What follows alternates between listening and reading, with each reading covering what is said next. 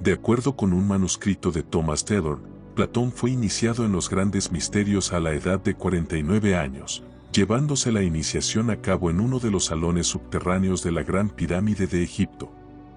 La tabla isiaca formaba el altar ante el cual el divino Platón recibió lo que siempre fue suyo y que la ceremonia de los misterios despertó de su estado latente. No hay ningún documento que mencione la tabla de Isis antes del saqueo de Roma en 1527. En esa época la tabla llegó a manos de un herrero, quien la vendió al cardenal Bembo.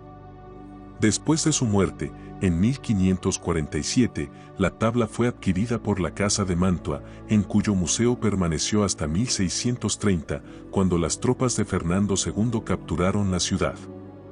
Algunos escritores han supuesto que la tabla fue destruida por los soldados debido a la plata que contenía. Afortunadamente, esta suposición era errónea. La tabla fue regalada al duque de Saboya por el cardenal de Pava, quien a su vez la ofreció al rey de Cerdeña. En 1797 la tabla fue llevada a París durante la conquista de Italia. Cuando la paz se restableció entre los dos países, la tabla fue regresada a Italia. En 1559 Eneas Vico de Parma hizo una reproducción fiel del original y una copia del grabado fue otorgada por el canciller del duque de Bavaria al Museo de Jeroglíficos. Kircher describe la tabla con las medidas siguientes: 5 palmos de largo por 4 de ancho. Westcott dice que mide 50 por 30 pulgadas. Fue elaborada de bronce con incrustaciones de plata, esmaltada y decorada. Quienes están familiarizados con la filosofía oculta y las doctrinas herméticas reconocerán en la tabla de Isis la clave para entender las teologías griega, egipcia y caldea, aunque algunos estudiosos de la tabla se han declarado incapacitados para dar una interpretación de sus símbolos y otros incluso han querido ridiculizarla, afirmando que los emblemas en ella impresos carecen de significado digno de tomarse en cuenta. Laurentius Pignorius reprodujo la tabla con un folleto explicativo en 1605, pero su ignorancia respecto de la egiptología y las doctrinas antiguas le impidió dar una interpretación adecuada de las figuras. Atanasio Kircher, en su obra Oedipus Aegyptiacus, de 1654, atacó el problema con gran erudición. Durante largos años de estudio de las doctrinas ocultas de la antigüedad y posteriormente con la ayuda de un grupo de grandes investigadores, logró aclarar un poco de misterios de la tabla, aunque Montfaucon dice de él que es más oscuro que la propia tabla. El secreto principal, sin embargo, logró escapar intacto. Según Eliphas Levi, el erudito jesuita adivinó que contenía la clave jeroglífica de los alfabetos sagrados, pero no pudo desarrollar la explicación. Está dividida en 3 compartimientos iguales, arriba están las 12 casas del cielo y debajo las correspondientes distribuciones del trabajo en todo el año, mientras en el medio están los 21 signos sagrados que responden a las letras del alfabeto. En medio de todos está una figura sentada de la Inx pantomórfica, emblema del ser universal y correspondiente, como tal, al Iod hebreo o a la letra única de la tríada ofita. 6. Que responde a las letras madres de los alfabetos egipcio y hebreo. A la derecha están las tríadas ibimórficas y seráficas, a la izquierda están las de Neftis y Hécate, que representan el fuego fructificador, activo y pasivo, fijo y volátil, y el agua generadora, Eliphas Levi, Historia de la Magia, Editorial Kie, Buenos Aires, 1983, pp 52-53. El ensayo publicado en francés por Alexandre Lenoir en 1809, aunque curioso y original, contiene muy poca información real sobre la tabla. El autor buscó probar que esta era un calendario egipcio o astrológico. La mayoría de los autores que han hablado sobre el tema, entre ellos Montfaucon y Lenoir, basaron sus obras en la de Kircher, o por lo menos tuvieron gran influencia de él. Lenoir escribió, la tabla isiaca, como obra de arte, no es de gran interés. Es solo una composición, más bien fría e insignificante, cuyas figuras sumariamente dibujadas y colocadas metódicamente cerca unas de las otras dan poca impresión de vida. Pero sí, por el contrario, luego de examinarla, tratamos de entender el propósito del autor, pronto nos convencemos de que la tabla isíaca es una imagen de la esfera celeste dividida en pequeñas partes para ser usada similarmente en la enseñanza general. De acuerdo con esta idea, podemos concluir que la tabla isíaca fue originalmente la introducción a una colección seguida de los misterios de Isis. Fue grabada en cobre para ser usada en las ceremonias de iniciación, nuevo ensayo sobre la tabla isíaca. Zoroastro declaró que el número 3 brilla en todo el mundo. Esto está revelado en la tabla isíaca por la serie de tríadas que representan el impulso creativo. Sellos, citando a Zoroastro, dice, los egipcios y los caldeos enseñaban que había 7 mundos corporales, los mundos regidos por los poderes intelectuales. El primero es de fuego puro, el segundo, tercero y cuarto son etéreos, el quinto, sexto y séptimo son materiales, el séptimo es el llamado terrestre y despreciador de la luz y está localizado bajo la luna, comprimiendo dentro de sí mismo la materia llamada fundus, o fundamento. Estos 7, más la corona invisible, constituyen los 8 mundos. Platón comenta que era necesario para el filósofo saber la forma en que están arreglados los 7 círculos bajo el primero, de acuerdo con los egipcios. La primera tríada del fuego denota vida, la segunda, agua, sobre la que rigen las divinidades ibimórficas, y la tercera, el aire, regida por Nefta. En el Sefer Yetzirah se dice que del 3 se originó el 7, lo alto, lo profundo, el este, el oeste, el norte y el sur, y el sagrado templo en el centro sosteniéndolos a todos. ¿No es el sagrado templo el gran trono en el centro de la tabla? W. Westcott, en la tabla isíaca publicada en 1887, reunió las teorías más avanzadas de las autoridades en la materia. En la actualidad esta obra es muy difícil de conseguir. La versión que ahora presentamos fue hecha a partir de la obra original, con excepción del fotograbado, que se reprodujo de la obra de Kircher o Oedipus Aegyptiacus, pues en el que presenta Westcott no aparecen los jeroglíficos del limbus o borde y los de las franjas que separan las 3 regiones. Para aquellos que quieran profundizar más en los significados de los misterios de la tabla, les será de gran ayuda consultar los comentarios de Proclo sobre la teología de Platón y los oráculos caldeos de Zoroastro. Dichas obras contienen muchos comentarios sobre los principios teogónicos que se muestran en la tabla. 7. La tabla de Isis del cardenal Bembo. Esta curiosa reliquia de una época remota no deja de atraer la atención de los estudiantes honestos de los misterios, su belleza de diseño, su cuidadosa ejecución, su obvia antigüedad, su relativa conexión con el esquema más incomprensible de religión, la egipcia. Todo se combina para fascinar la mente y estimular el intelecto en la búsqueda de la explicación del propósito y significado de esta elaborada obra de arte pictórico. Misteriosa en su concepción, de origen desconocido y de peculiar elaboración, esta tabla merece investigación y análisis. Desde la época del erudito orientalista Kircher y del clásico Pycnorius, muchos eminentes arqueólogos y hombres de letras han dedicado sus energías al descubrimiento del objeto oculto del diseñador, quien debió ser tan erudito en todas las artes y sabiduría de los egipcios, como era hábil en la ejecución. Los bien conocidos nombres de Montfaucon, Suckford, Warburton, Keisler, Caylus, el abate Vanier, el abate Pluchet, Jablonski, Kenneth Mackenzie, Keneally, Wilkinson, Eliphas Levi y Bombic, todos ellos aventurando opiniones, son suficiente prueba del interés mundial que ha despertado esta mensa isíaca. Muchos años han pasado ya desde que el autor hizo una labor de amor al dibujar la tabla de la que se tomó el fotograbado de esta edición, habiendo sido terminado su diseño. Su obra pareció incompleta hasta que hubo de suministrar como anexo un tratado explicatorio que, aunque escaso e imperfecto, es digno de tomarse en consideración. Él ruega la indulgencia de los eruditos por sus omisiones, y si aparentemente ha menospreciado las opiniones de la escuela moderna de egiptología científica, es solo por su convicción de que la tabla es esencialmente de carácter esotérico, y por lo tanto no es susceptible de métodos ordinarios de interpretación. El fotograbado proporcionado en este volumen, naturalmente es mucho más pequeño que el original, que es aproximadamente de 1.25 metros de largo por 0.75 de ancho. Hasta donde puede saberse, La tabla no ha sido grabada y tampoco impresa en su totalidad desde 1719, cuando fue publicada en Francia por Montfaucon, y nunca se ha impreso en Inglaterra.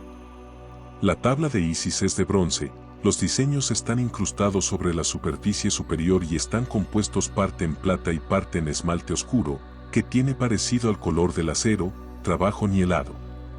Algunas porciones de los ornamentos en plata se perdieron.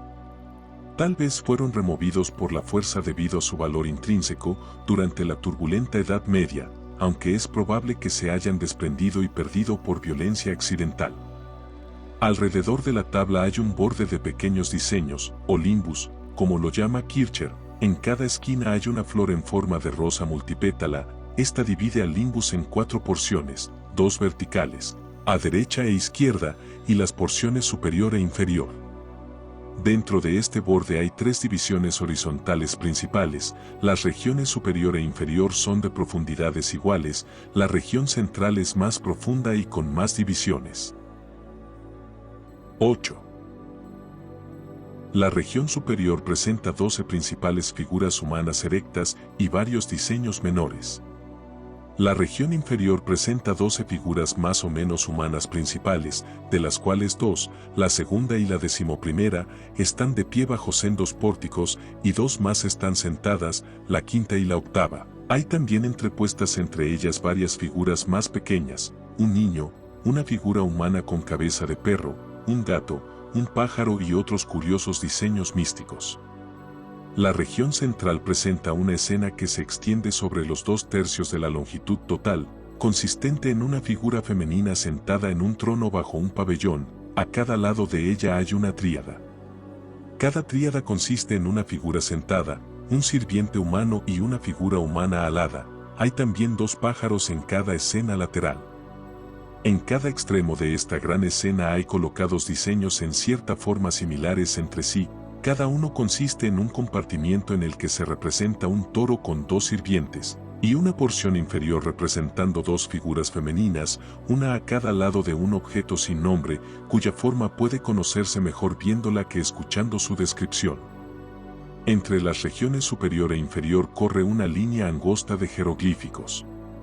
Esta no aparece en el fotograbado, que por la reducción necesaria en su tamaño los habría vuelto ilegibles. Dentro del limbus corre en todo su borde un diseño angosto de líneas onduladas, con pequeñas flores ocasionales, vasos, falos y máscaras o caras intercaladas. Las letras que aparecen en el fotograbado no pertenecen a la tabla, son las marcas de referencia adoptadas por Kircher en su esquema de explicación. Desgraciadamente, la placa, igualmente excelente, dada por Pignorius, tiene diferentes marcas de referencia en letras. La única omisión del fotograbado es la de la serie de pequeños diseños en el borde plano del pabellón central y su base. Todos ellos son similares y consisten cada uno de ellos en un cuadrado, un círculo dentro de él, y dentro del círculo 4 diámetros que lo dividen en 8 espacios. No será necesario describir cada figura minuciosamente, ya que puede observarse la tabla, y los comentarios sobre cada figura se encontrarán más adelante, especialmente en la explicación detallada de Kircher y las cortas referencias a otros autores. Muchas notas curiosas y esotéricas, así como sugerencias mías, serán encontradas dispersas en este volumen, especialmente anexas a la conclusión. El título a la cabeza del fotograbado no pertenece a la tabla, es el sobrescrito dado por Kircher a este dibujo de la tabla, y dice lo siguiente: copia verdadera y genuina de la tabla isíaca, o tabla antiquísima de bronce, grabada con las letras sagradas de los egipcios, por primera vez reproducida del Museo de Torquato Bembo, en el año de 1559, de aquí que se llame Bembina. Eneas Vico, de Parma, la publicó y dedicó a Fernando Cesari. Atanasio Kircher, el jesuita, dedica esta como un monumento más perdurable que el bronce, habiéndola reducido a un tamaño más conveniente. Él es el intérprete de la misma. Roma. 1654. Esta tabla, tan interesante como misteriosa, parece haber sido atesorada en uno de los palacios de Roma, en la época en que el condestable de Borbón, al mando de un ejército del emperador Carlos V de Alemania, invadió Italia y saqueó la ciudad en el año de 1527. Luego cayó en manos de un herrero, quien la vendió por una gran suma de dinero al cardenal Bembo. Después de la muerte de este llegó a la posesión de los duques de Mantua, en cuya casa del tesoro figuró como reliquia del pasado hasta 1630, cuando 9. Mantua fue saqueada y quemada por un ejército bajo las órdenes de uno de los generales del emperador Fernando II. Entonces, una vez más, se perdió de vista y, de hecho, muchos autores importantes declaran que nunca se le volvió a ver, y probablemente fue destruida por soldados ignorantes quitándole de la superficie las incrustaciones de plata con el propósito de venderlas. Hay por lo menos un autor que proporciona una narración correcta de la historia de la tabla después del sitio de Mantua en 1630. Todo honor para Johann Georg Keisler, quien publicó en 1740 sus viajes a través de Alemania, Italia y otros países. En su relato del Palacio de Turín dice que cuando Mantua fue sitiada la tabla cayó en manos del cardenal de Pava, quien la regaló como presente al duque de Saboya, por quien fue preservada. Finalmente fue obsequiada al rey de Cerdeña, en cuyo Palacio de Turín, en 1730, le fue concedido un gran favor al permitirle verla, ya que estaba muy bien custodiada. Él la describe como una lámina de cobre bastante grande, con imaginería de plata incrustada entre esmalte azul acero. Él asevera que la lámina grande de Pycnorius es el tamaño verdadero y que Montfaucon en su copia la ha invertido. Este es un error, pero Edward de Oenbourg lo ha hecho así. La guía para el norte de Italia de Morey declara que la tabla se exhibe en Turín, en el Museo de Antigüedades Egipcias. Él da como dimensiones las siguientes: 4 pies y 2 pulgadas por 2 pies y 5,5 pulgadas. Declara, sin citar autoridades, que fue descubierta primeramente en el Monte Aventino, en Roma, en un sitio donde en un tiempo se alzaba un templo de Isis. Habiéndose perdido nuevamente en un saqueo a Roma, fue encontrada en 1709 en Turín, de ahí fue llevada a París en 1797 y regresada a Italia al término de la guerra. Él sugiere que fue hecha durante el tiempo del emperador romano Adriano. Baedeker declara, también sin hacer cita de autoridades, que la tabla fue encontrada por primera vez en 1549, durante el papado de Paulo III, en la Villa Caffarelli, en Roma. Enes de Vico, quien publicó su espléndido dibujo de tamaño idéntico al de la tabla en 1559 en Venecia, da lo siguiente como título: Vetustissimae tabulae aeneae hieroglyphicis. Hoc est sacris Egyptiorum litteris caelatae typus. Quem extorquati bembimus aeo an. Ndlix aeneas vicus parmensis edidit, ace int caes, Ferdinando dedicativ, nunc deno publica e utilitalis ergo et tenebris in lucem prodit. Este volumen no tiene historia de la tabla, ni tampoco intento alguno de descripción. Una segunda edición apareció también en Venecia, en 1600, publicada por Jacques Franco. Caylus imprimió una copia de esta. Ion George Horvath de Oenbourg también ha reproducido un dibujo de la tabla en su obra Thesaurus Hieroglyphicorum, de 1610, y un diagrama en el cual intenta descifrarla en su Admiranda Ethnicoe Theologioe Mysteria, de 1625. En este último libro él sugiere que la tabla es una especie de mapa náutico y que todas las figuras son puntos del compás.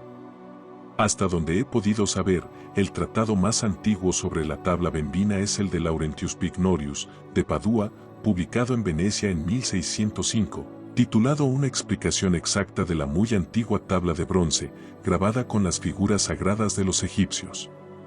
Aparece provista de un dibujo reducido de la tabla y está dedicada a César Baronius, un cardenal bajo el papado de Clemente VIII. Pycnorius, o Lorenzo Pignoria.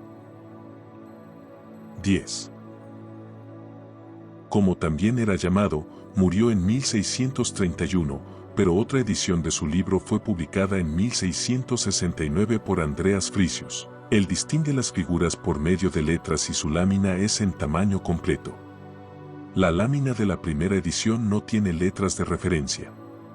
Desgraciadamente, la lámina de Kircher, publicada en 1655, tiene un juego de letras de referencia diferentes y separadas, de aquí que hayan surgido muchas confusiones. El fotograbado de esta edición tiene las letras de Kircher y mi dibujo es una copia exacta de la lámina que aparece en el Oedipus Aegyptiacus. Pycnorius fue un investigador clásico muy erudito y el autor de muchas obras valiosas en arqueología, pero se hallaba un poco fuera de su campo al intentar explicar sobre la teología egipcia. Su tratado es, de hecho, un estudio sobre teología greco-romana, con muchas valiosas referencias clásicas pertinentes a las figuras sobre la tabla, pero difícilmente son reveladoras de algo. Carecía de la vasta información árabe, hebrea y copta que poseía Kircher. Pycnorius no afirmó entender la tabla y confesó que, no obstante que identificaba ciertas figuras, no había descubierto nada sobre la intención del autor, y no hace ningún intento sobre una descripción detallada de la lámina misma ni de todas las figuras principales. Atanasio Kircher, en su Oedipus Aegyptiacus de 1654, ofrece un amplio tratado explicatorio de la tabla. Comienza con una historia corta y luego pasa a una consideración acerca del uso que se pudo hacer de ella. Decidiendo que probablemente formaba un ornamento místico en el Sanctum Sanctorum o presbiterio de algún templo en Egipto, pues los egipcios, como los hebreos, tenían tales cámaras secretas en las que los sacerdotes realizaban los ritos más sagrados. Luego sigue un argumento filosófico sobre el significado del simbolismo, pero este es corto, ya que el significado de cada parte se da más adelante. Encarna la doctrina de la triple disposición de la constitución del mundo en arquetípica, intelectual y sensible. La mente paterna como centro da movimiento y animación a todas las cosas y marca cada una de las cosas con la característica de la Trinidad. El universo está regulado por el fundamento paterno a través de tres tríadas. A este fundamento se le llama de varias maneras, el Inx, alma del mundo, el Redentor pantomorfo. Filón lo llama la sabiduría constructiva y existe en la perfección de las tríadas de Padre, Potencia y Madre o Mens, el Padre, la Madre o la Concepción y el Poder coexistiendo con la fe, la verdad y el amor.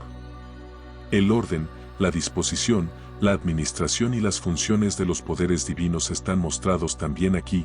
Estos se encuentran tipificados por las compañías y oficios de los Mens supremos y divinos, de la gran potencia y de la Inx paterna.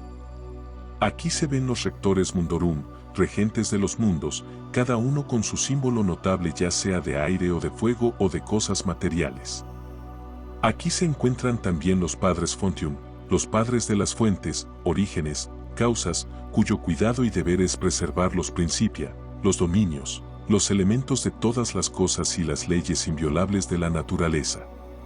Aquí el lector curioso puede percibir el Sonia y Asonia, divinidades no atadas a ninguna esfera, cada una con ornamentos apropiados y relegadas a formas masculina y femenina.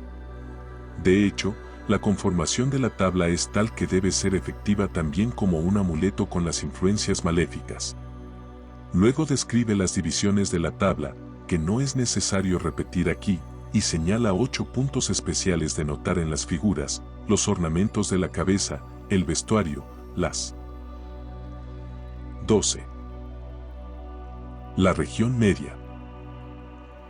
En el centro está colocado el diseño más importante, consistente en la gran puerta de los dioses, un pabellón arquitectónico sobre un trono sobre el que se encuentra una figura sentada.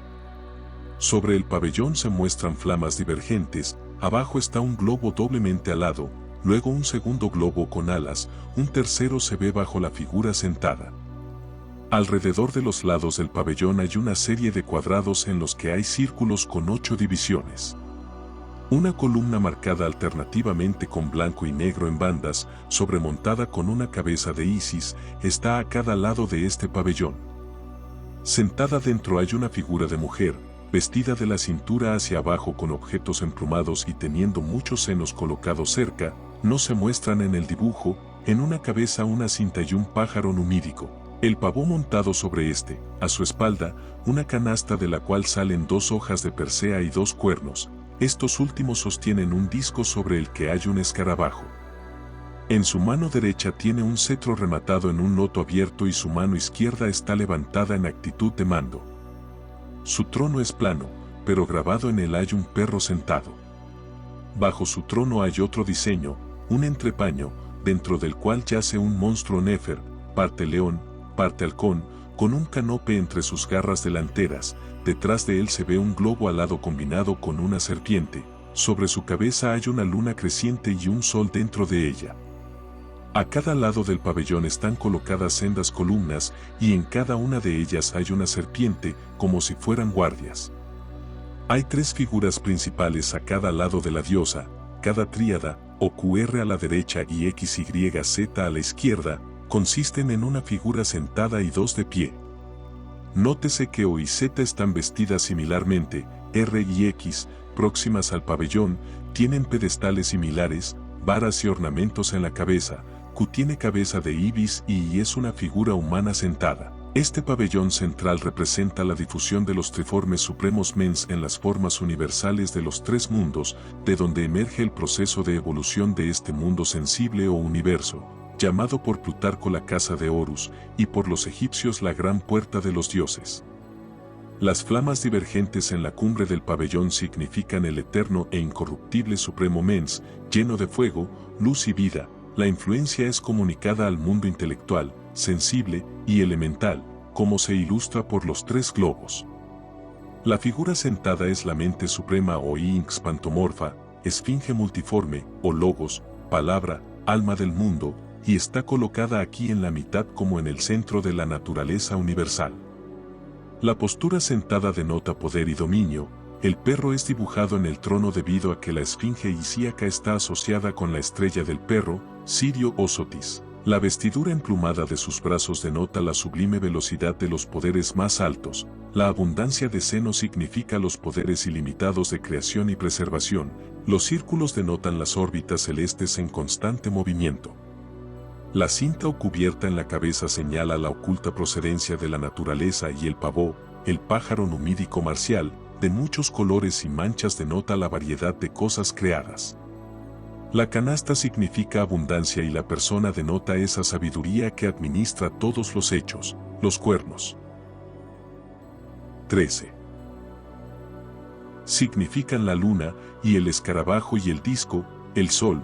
El cetro significa que todas las cosas están modeladas siguiendo el patrón de los mens paternos, y el loto significa la progresión infatigable de la noche y el día. La mano izquierda levantada representa el poder gobernante, cuyos mandatos son todos obedecidos. A esta madre de la naturaleza universal los egipcios le llamaban Isis. A ella le atribuyeron la descripción, ego Isis omnes unide wod est, et fuit, et erit, et meum peplum nemo mortalium unquam retexit. Yo soy Isis. Yo soy todo lo que es, lo que ha sido y lo que será, y ningún mortal ha corrido todavía mi velo. Los cuadrados y el cuaternario y las divisiones óctuples de los círculos, que forman el diseño de las columnas del pabellón, señalan los números 4 y 8, que juntos producen el 12, el símbolo de la perfección mundana. El blanco y el negro alternados en espacios de las columnas se refieren a las vicisitudes siempre variantes de los hechos terrenales. Las 2 serpientes a los lados son Ophion Agatodaemons, divinidades buenas. Ellas indican la vida del ser terrestre, animal y vegetal, que necesita del calor y la humedad. El báculo abajo significa el mundo elemental. El leonte con el velo negro es la tierra, la cabeza de halcón se refiere al fuego elemental, la luna, la estrella y el sol señalan que todas las cosas de abajo están influenciadas por los poderes lunar y solar. El pabellón indica agua elemental, la llama bipartita arriba y 2 plumas indican el aire elemental, señalando que el agua se vuelve vapor por la acción del calor. El cúclopteromorfo o globo en forma de serpiente emplumada significa que todo este mundo elemental está animado por el poder de la suprema deidad triforme. El mundo elemental es también llamado Ile por los griegos. En los jeroglíficos del grupo superior, enfrente del Inx se lee lo siguiente: la entrada al mundo cuatripartita, a través del cual entra el alma pantomorfa del mundo, penetra todas las cosas con el ojo de la divina providencia, otorga la esfera de la vida, flotando tanto en las 4 partes del mundo superior como en las 5 entradas del mundo inferior. En el grupo inferior se lee lo siguiente: la barrera de los portales de los mundos superior e inferior, del que las cadenas de la zona son removidas por el ágato daemon y biforme. NB. La traducción de Kircher de los jeroglíficos debe tomarse con toda precaución, ya que el lenguaje secreto de los jeroglíficos ha estado perdido desde la época de los Ptolomeos hasta recientemente. Orfeo ha descrito bien la naturaleza madre pantomorfa en las líneas siguientes. Natura omnium mater dea, artificiosa mater. Suscitatrix, honorabilis, multa crens demam regina. Naturaleza, fuente de todo, antigua y divina, oh madre mecánica, el arte es tuyo. Celestial, abundante, venerable reina, en todas partes de tus dominios vista. Las dos figuras de serpientes y W, con la esfinge central T, forman la tríada ofionian-ágato-demónica, o deidad de serpientes buenas, el símbolo del espíritu pantomorfo del mundo, actuando en las tres esferas, intelectual, etérea y elemental. De las 14. Dos tríadas laterales, Q y Y son padres sentados, R y X potencias, O y Z las mentes, las caras de todos ellos están vueltas hacia los grandes mens. Q es ibimorfa, una divinidad masculina con la cabeza del pájaro Ibis. Este es Hermanubis, el Mercurio de los romanos, Hermes de los griegos. La cabeza de Ibis denota deidad de la humedad, la silla teselada señala el siempre cambiante estado de la naturaleza, día y noche, frío y calor, etc. Orfeo escribió: Quimundia venas tenit, variegata sede splendibus, quien sostiene las riendas del mundo, espléndido en su trono jaspeado. La figura dibujada sobre el trono es un símbolo de adversidad, a través del cual el bien en general del universo es consumado. La cruz ansata de la mano derecha muestra el influjo de la virtud de arriba, y la vara en terminación de cabeza de Isis denota el poder derivado de Isis, la diosa de la naturaleza pantomorfa. Del adorno de la cabeza, las llamas denotan el poder del calor, la serpiente, vida, las plumas, velocidad y sutileza, el centro floral, fecundidad. Los dos cocodrilos abajo del trono señalan los poderes malignos de Tifón bajo el dominio del Ibis. Las 18 divisiones del escabel denotan 18 codos de creciente del Nilo, que confiere la fertilidad, y el Ibis Tot es la deidad del Nilo. O es los mens de la tríada, es una mujer con el seno lleno, ella tiene largas alas que llegan hasta el piso, su vara emplumada señala el poder sobre los poderes aéreos, y el vaso sobre el pedestal, la nutrición del agua del Nilo. En los jeroglíficos arriba se lee: los genios aéreos buenos de toda la naturaleza comunican su poder por medio de la humedad fecundadora. P es una Anro-Sphenge, la deidad de la naturaleza de fuego. En los jeroglíficos se lee: el divino árbitro, por medio de su poder, marca con su sello la vida celeste. R es el ejecutor de los mandatos de esta tríada, está casi desnuda y sus piernas separadas como en movimiento. Sobre su pedestal se lee: él penetra con la mayor celeridad la esfera celeste, a través del reino húmedo de Monfta y de los sagrados lagos ibimorfos. Ese es un halcón en vuelo que sostiene un círculo y una vara y se relaciona con el poder del calor, suministrado por el fuego arquetípico de los supremos mens. Toda esta tríada denota potencia masculina, agentes activos, mientras que, por otra parte, X, Y, Z son femeninas y pasivas, aunque ninguna de ellas lo es en su totalidad, sino solo para el propósito presente, pues los egipcios consideraban la deidad bisexual o asexual, que, sin embargo, se volvía pasiva o activa, macho o hembra, según fuera requerido especialmente. Encontramos aquí que el padre que preside la tríada es hembra, ella es Nefta, entronada y con un ornamento de flores en la cabeza. Hay una figura arrodillada bajo el trono y sobre el pedestal un león, el símbolo de Monfta, el Nilo creciente. Sobre su cabeza con triple símbolo de flores hay un escarabajo alado, arquetipo del poder fecundante del sol. Z es una forma similar de Mensa O, con largas alas y un vaso sobre un pedestal ante ella, su pecho está lleno de leche. X difiere de R, la figura correspondiente, también es una hembra con el pecho prominente y un ornamento para la cabeza en forma de globo con serpientes y plumas.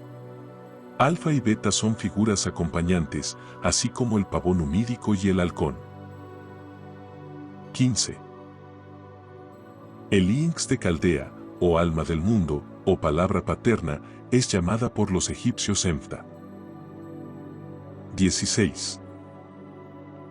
La tríada hecatina asoniana, LMN. Esta tríada contiene tres mentes, llamadas en griego triektotis, comas y eclústike, mientras que los dioses asonianos son Serapis, Bacchus y Osiris. El centro de todos los influjos está señalado por la cabeza M, femenina, con velo negro y orejas blancas, tres collares y una gran entrada del mundo sobre su cabeza. Ella es Isis en la forma de Hécate, un tipo del Gran Padre, sus orejas blancas son caninas, ya que el perro estaba consagrado a ella. Ella era la guardiana fiel y la preservadora de los tesoros terrestres. Debido a que el mundo se encuentra sujeto a muchos cambios, se señala con la columna del loto en flor. Junto a él hay dos flores de heliotropo que indican el movimiento solar y la columna en parte coloreada señala también los estados alternos causados por el movimiento solar. La columna se levanta en un pedestal por alguna razón misteriosa. Las sirvientes L y N son llamados por sellos triektotis y comas, sus pechos cuelgan por la abundancia de leche, tienen collares triples, aludiendo a la naturaleza animal, vegetal y animal. La tríada de Serapis, Eta y Zeta, es nombrada a partir de la cabeza de forma monstruosa marcada H, este es el Padre, Zeta es los mens, Zeta la potencia, esta es la tríada, fuente de fe, verdad y amor. Serapis es el sol bajo el horizonte, subterráneo, que los griegos llamaban Plutón y Dis, ejerciendo autoridad sobre todo el mundo inferior. Sobre su cabeza hay tres plumas, de la deidad triforme, cerca hay dibujada una rana sentada sobre una flor persea y un cinocéfalo con una luna sobre su cabeza. Los sirvientes están cada uno a cada lado de una columna igualmente misteriosa, como en el dibujo hecatino, teniendo el conjunto un significado similar. La tríada isiaca está colocada sobre la hecatina, en ella vemos al toro blanco y negro Nebis, deidad fecundante de naturaleza omnipotente, y la tríada de Osiris está colocada sobre la de Serapis. En ella está el toro blanco o Apis, el especialmente lunar, el segundo solar, teniendo una relación con la agricultura. El sirviente K es Triptolemus, que sostiene una copa y un falo bovino, G es Maro. Las letras arriba dicen, el propagador de los fluidos celestes hacia los seres inferiores. Los otros dos sirvientes son similares. Pycnorius llama a los dos toros, Onufis y Menufis. Kircher resume luego los objetos de la región media en la forma siguiente, la primer tríada del mundo arquetípico de fuego, el mundo triforme de vida y el mundo increado, producen 7 tríadas, genios del universo. Ingeano, Ofioniano o mundo de vida y fuego, etéreo. Y bimórfico o mundo de humedad, etéreo. Mefteano o mundo de fecundidad, etéreo. 17. Isiaco o mundo de luna, sideral. De Osiris o mundo del sol, sideral. De Hécate o mundo del crecimiento vegetal, sublunar. De Serapis o mundo de la existencia subterránea. Los cabalistas describen 10 mundos, de los cuales los 3 más altos, relativos a Keter, Chokma y Binah, están ocultos, y están indicados también por las letras AMS, ya sean masculinas o femeninas. Especifican ellos también 4 mundos, el Asilut para la deidad, Bria para los arcángeles, Yetzira para los ángeles y Asia para los demonios, los seres humanos y la materia. Estos poseen nombres secretos que son, Ob igual a 72, Oib, SG igual a 63, Seg, MH igual a 45, Ma, y BN igual a 52, Ben. 18. La región superior. Estas 12 figuras representan a los 12 directores del mundo celeste, ellos están conjuntados en 4 tríadas y responden a nuestros signos del zodiaco y a los 12 meses. La tríada 1 consiste en P, S y V, refiriéndose a los meses cuyos nombres en copto son Mechir, Pamenot y Parmuti. Estos 3 constituyen el invierno o Mendes. Los meses hebreos correspondientes eran Sebet, Adar y Nisan o Abib, esto es del 26 de enero al 26 de abril muy aproximado. La tríada 2 es X, Z y A, los meses, Pachons, Paoni y Epifi, y son la primavera o Amón. Los meses hebreos correspondientes son Yar, Sivan y Tammuz, del 27 de abril al 24 de julio. La tríada 3 consiste de B, C y E, los meses, Mesori, Tot y Paofi, el tiempo de inundación, Monfta o verano. Los meses hebreos correspondientes son Ab, Elul y Tisri, del 25 de julio al 27 de octubre. La tríada 4 consiste en los meses Atir, Choyak y Tibi, F, G y H, formando Omfta u otoño, corresponden a los meses hebreos Chesvan, Kislev y Tebet, del 28 de octubre al 25 de enero, pero los meses hebreos e ingleses no corresponden exactamente. Los meses hebreos comienzan con la luna nueva. Sello cita a Zoroastro y dice, después de la divinidad inteligible, llamada Inks, vienen los directores del mundo sideral, gobernando sobre el fuego elemental, el aire y la materia. Compárese el Sefer Yetzirah, capítulo 5, sección 1, donde las 12 letras hebreas simples están asociadas con los meses y los signos del zodiaco. Los signos del zodiaco egipcio más antiguos son, según Kircher, Amón, Apis, Elitomeno, Nihar, Pócrates, Hermanubis, Monfta, Isis, Omfta, Tifón, Neftis, Mendes, Canopus e Ichton. Las figuras zodiacales demóticas tardías estaban en el mismo orden: una piel, toro, brotes de planta, escarabajo, navaja, virgen, montaña solar, culebra, flecha, vida, agua y pez. En la primera tríada, mendesiana, S, el padre, V, los mens o madre, y P, la potencia, forman la tríada de Mendes, el chivo que se ve en el altar M. Esta figura se relaciona con la fecundidad de la tierra, lista para alimentar los gérmenes del crecimiento. Era costumbre sacrificar chivos en esta estación como petición para una época buena. El Capricornio trasladado a los cielos, según los griegos, tiene relación con Mendes. Pis macho y V, una hembra con pecho prominente, llevan cada uno una cruz ansata, símbolo del apotropaeum numen o deidad intercesora. Estos son símbolos de los poderes pasivos de la naturaleza, cuite son placas que funcionan como amuletos. En la segunda tríada de Amón, X es el padre, Z la madre o mens y a la potencia. Nótese el carnero Amón, visto arriba parado cerca de una planta con 3 ramas fructificando, símbolo del intenso y madurante calor de la estación. Rabí Jehudá, en el Zohar, dice, para indicar calor dibujaban un carnero con los cuernos hacia arriba, que parecen llamas de fuego. 19. X es Amón como guerrero con una lanza y un fenicóptero nilótico en la mano izquierda.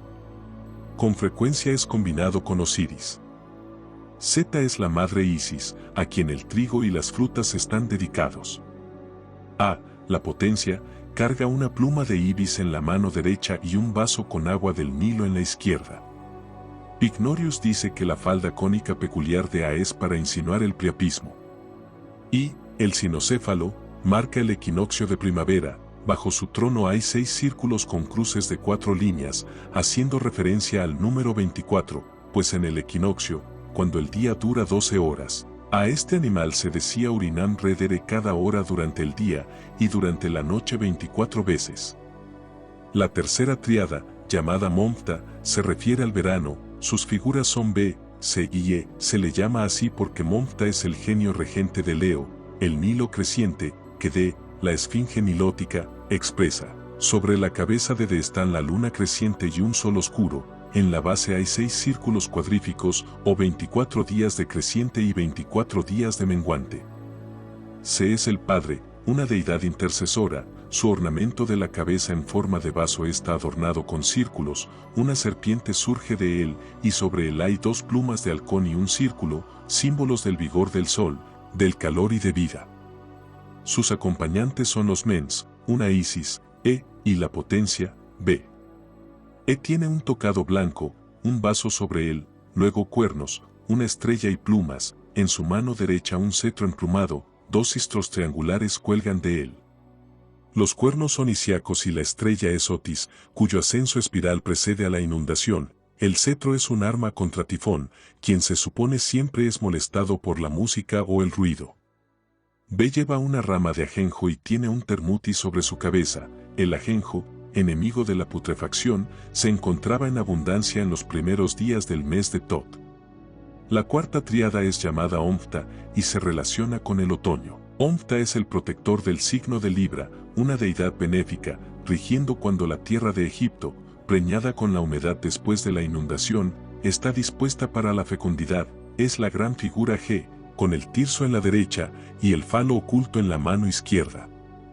El acompañante F sostiene una vara con cabeza de cuco y en la mano izquierda una copa de tierra negra de aluvión, un augurio feliz para la agricultura. Que se haya aludido por las colas de bestia de F y GH es una deidad propiciatoria, lleva una vara terminada en forma de loto floreciente para prevenir los ataques de tifón. El maligno tiene también un pecho lleno, símbolo de fructificación. 21. Una diadema de 2 llamas, 2 plumas, 2 áspides y un círculo o estrella. El falo indica fecundidad, la flor, la naturaleza vegetal, la diadema, calor, vida y movimiento reflejados en la luna por el sol. H es la potencia intelectual, la fecundidad. En su mano izquierda hay un tallo de papiro, signo de plenitud. Su mano derecha ordena los deseos del andrógino pater y mens. Sobre su cabeza están el termutis y la estrella, ver arriba. Más esta figura representa otras 3 figuras extras, D, E y W. D es un perro sentado, con un sistro, instrumento musical consistente de una forma oval de metal con barras sueltas en cruz sonoras. Esto señala el horizonte carente de la luz solar. Plutarco dice que el horizonte es Anubis, el custodio con cabeza de perro. El sistro es para aterrar a Tifón, el maligno. Omega es también Anubis, el androcunomorfo, con globo, serpiente y una pluma de ibis sobre su cabeza. El ibis como enemigo del cocodrilo, Tifón. Está sobre una columna y puede compararse al cerbero de Hécate. E es Horus, el sol, la armonía del mundo sensible. La tercera tríada es Pandochea, la presidendia de los genios del norte. La figura central es O, una mujer sentada, tiene el pecho prominente, la vara de flor de loto y la marca de Tot y la cruz sansata en su mano derecha.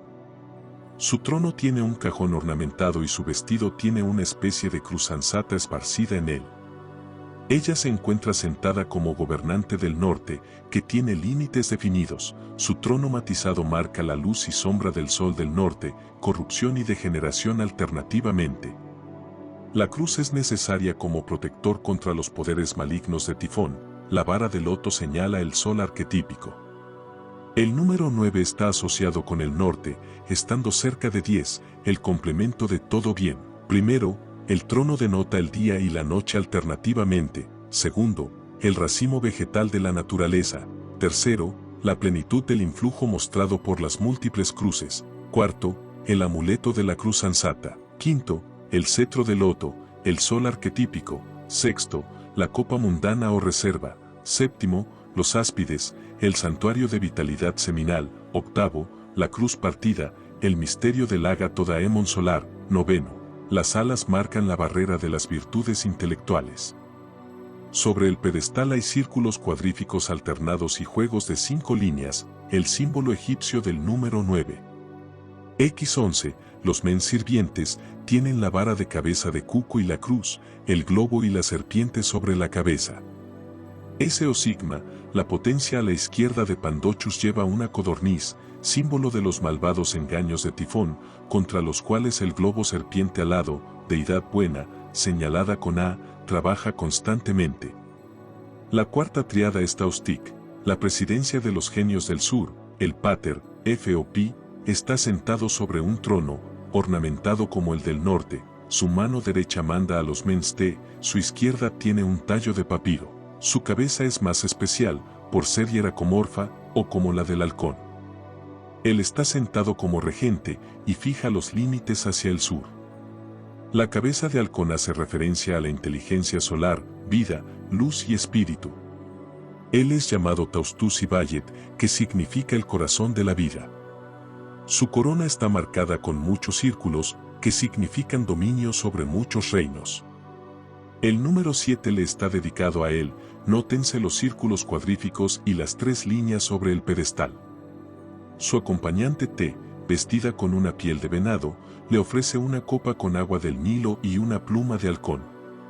Esto significa el calor que produce el clima del sur, tan valioso para él. 22. Crecimiento. Sobre su cabeza hay un vaso de flores, con una estatua de Hécate. Esta Te es la Isis subterránea, llamada por los griegos Perséfone, la deidad de las flores, frutos y vegetales, y hace referencia a la riqueza y fertilidad del Nilo del sur. Seo-Chi, la potencia táustica, es también una figura femenina con el cuerpo y las partes inferiores cubiertos por ala de halcón que los envuelven. El pájaro faraónico, el pavó, está sobre su cabeza, y sobre él una copa, de donde salen dos cuernos de vaca, con la estrella perro, Sotis, entre ellos. Esta dama es la Isis nilótica, ella es una divinidad propiciatoria, la Sotis estaba consagrada a ella. Sotis también está colocado sobre I, el escarabajo con alas abiertas. Se es un ibis con un vaso nilótico, de donde crece el ajenjo o serifo, también consagrado a Isis, se suponía que purificaba el agua. El ibis es el ágato daemon, o genio bueno del Nilo. El sur de Egipto fue tenido siempre en gran veneración y era llamado la lámpara de luz y la copa del mundo. Los egipcios también llamaban al norte, la derecha, y al sur, la izquierda del universo, debido a que el corazón que envía sangre vivificante está en el lado izquierdo, de la misma manera el Nilo, la fuente de toda humedad y fertilidad para Egipto. Osiris, una deidad del Nilo, era negro, como el lodo fertilizante del Nilo, de allí Kem, Chem, Am, palabras que se derivan del caldeo Chm, color y negrura. Horus no fue pintado de negro, aun siendo el hijo de Osiris. Hay una alusión mística en esta oscuridad del dios, él es la sombra más baja de una gran luz, negro por contraste. Levi dice que un gran secreto de los misterios egipcios era revelado cuando al neófito del sacerdocio le era dicho, Osiris es un dios negro. 23. El limbus. De esta vasta disposición de diseño solo puede hacerse una mención limitada debido al espacio. Hilera superior. 1. Un perro sentado ante un cistro y un vaso de agua del Nilo, y a ambos lados una flor de loto y una hoja de persea, un falo delante y detrás de él. El loto era una ninfea blanca con hojas angostas como las del lirio, su flor rosada sobre el agua se abría a la salida del sol y se cerraba a la puesta. La hoja de persea que cuelga tiene forma de lengua, su planta tiene un fruto en forma de corazón. El perro es Anubis, el guardián y preservador de la fecundidad fálica de Osiris, y el globo serpiente alado es la causa de todas las causas, el Men Supremo. 2. Un halcón con la cabeza de Horus, la concepción de la providencia terrestre. 3. Un león o Momphta, la acción del calor ígneo del sol sobre la tierra. 4. El Phallus oculatus adorado por 5. Nephta, orando por la fecundidad. 6. Con cabeza de halcón y cuerpo de áspides una deidad buena, símbolo de luz, vida y movimiento, actuando bajo 7, una cabeza bovina simbolizando la influencia lunar.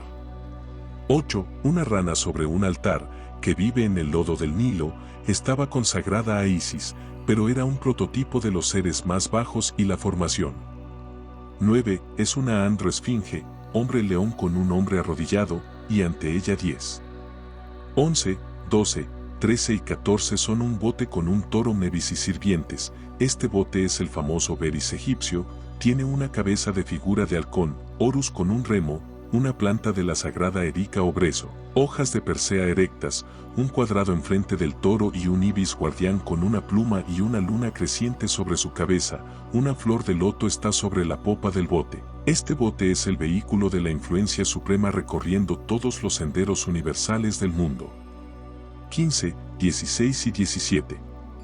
El adorador es Horus, luego el halcón es táustico, solar, y la cabeza de chivo sobre el altar hace referencia al Mendes o Simendes, el pan griego, el fertilizador. Luego 18 y 19, el adorador, y Amón, un carnero. 20. Es un vaso de agua del Nilo, usada en el festival de la entrada del sol en el signo de Aries, o primavera. Luego, 21, un cinocéfalo. 22. Un orador. 23. Una fuente de vino, de Hécate, y 24. Una esfinge león con cabeza de halcón con un canope. 25. El león de Osiris provocando un influjo sobre el mundo sensible. 27. Horus. 28. Es la influencia lunisolar que afecta a 29. La rana o cieno, o materia prima para fertilizarla. 30. Esta esfinge es Enfta, la inteligencia suprema. 32. Esfinge león, es el fuego arquetípico. 33. Forma de ibis, es la humedad arquetípica. 34. Asped Sphinx, significa el genio de vida, calor y movimiento. 36. El Meleagris, el genio seminalium rationum. 39. 40. 41. Es un símbolo del influjo de la deidad triforme o alma del mundo, sobre el sol, Horus, y de aquí al Nilo por virtud de la leonina Monfta. Los guardianes de la cama son 3, un canope con cabeza masculina, el Osiris nilótico con cabeza de halcón y el Anubis con cabeza de perro, que denotan el poder de la humedad, la influencia lunisolar y la guardia. 42. El toro Nebis, es el universo. 45. 46. La conjunción del genio ibiforme del Nilo y el calor leonino. 47, 48, 49. El barco de Amón con Horus como guía. 50, 51. La conjunción de la leonina Monfta, calor, y Méndez, chivo, fecundidad. 52, 53, 54. Inteligencia lunisolar en conjunción con la solar. 55, 56, 57. Conjunción de la nubes Mans. 24. Con el sinocéfalo lunisolar.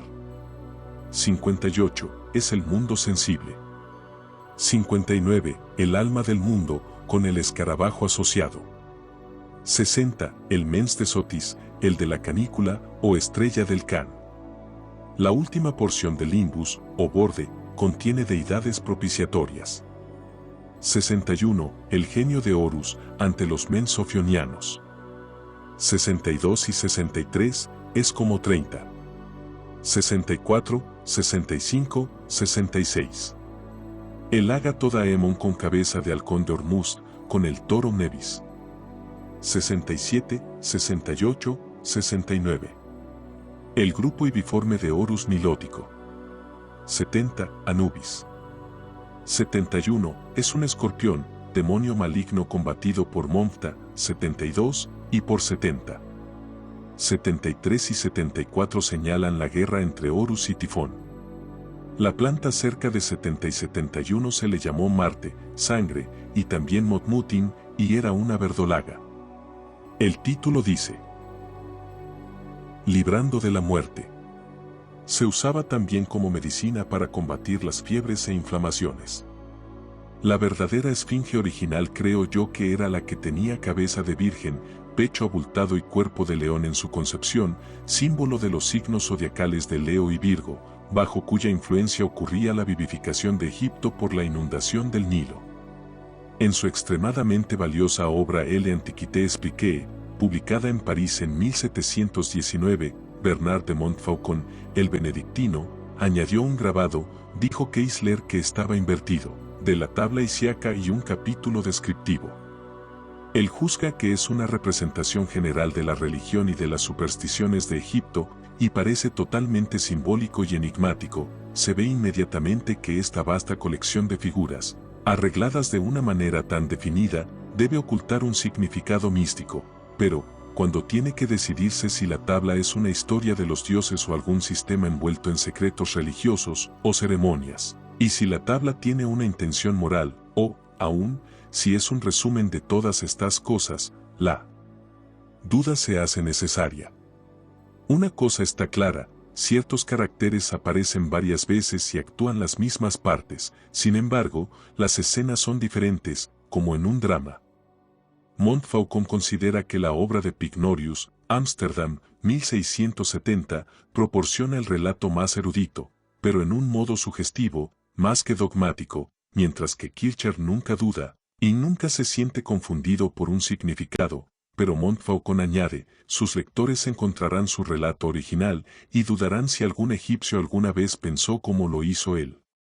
Montfaucon describe la tabla en extenso y señala que hay 3 regiones, la primera conteniendo 4 escenas, la segunda 3 y la tercera 4, 11 escenas como de un drama. En la primera región él describe P como Osiris, S como un sacerdote sacrificando un chivo a V, Isis, luego, X es Osiris ofreciendo un pájaro a Z, Isis, quien le da una copa a cambio. Detrás de Isis hay un hombre, A, sosteniendo una copa y un oncejo. Arriba del ave de Osiris está el macho cabrío de Mendes, y abajo está I, un mono cercopiteco.